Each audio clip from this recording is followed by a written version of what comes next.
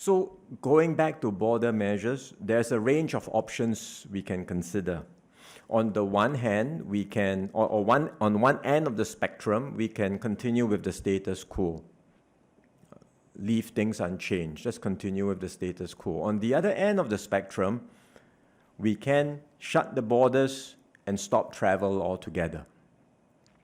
Of course, at this juncture, we should not under or overreact or rush to any of these extremes. In fact, there are many options in the middle of the spectrum.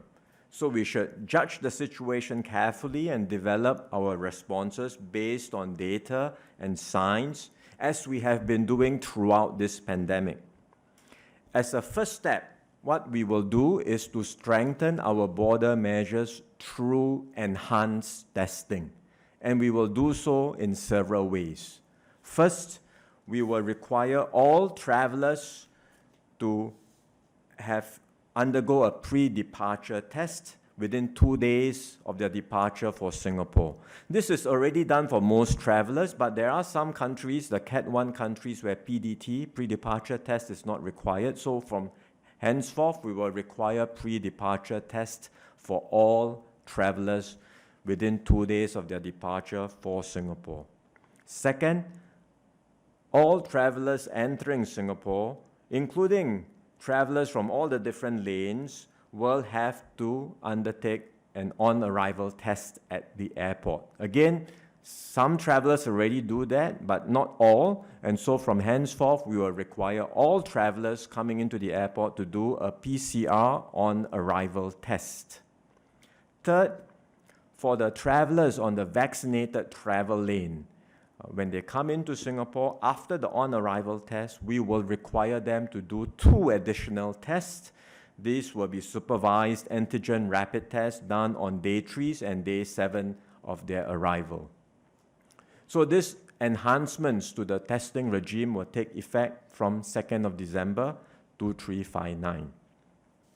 Fourthly, we will do a one-off surveillance exercise for travelers who arrived between 12th and 27th of November. In other words, travelers who had come in earlier and they had traveled to the countries or regions that were affected by Omicron in the 14 days before their arrival in Singapore. We will go back to them and do a one-time surveillance test of all of these travelers. The travelers have been notified of their scheduled testing time and venue, and we thank all of them in advance for their cooperation and understanding. Fifth and finally, we will continue and in fact step up the rostered routine tests that we do for all our border frontline workers. And these are the staff, the employees who are working in the airports or the other sea and land checkpoints, or anyone working in the borders that may come into contact with travelers. We already have a rostered routine test regime in place. We will step that up, and we will have the staff undergo a weekly test using PCR.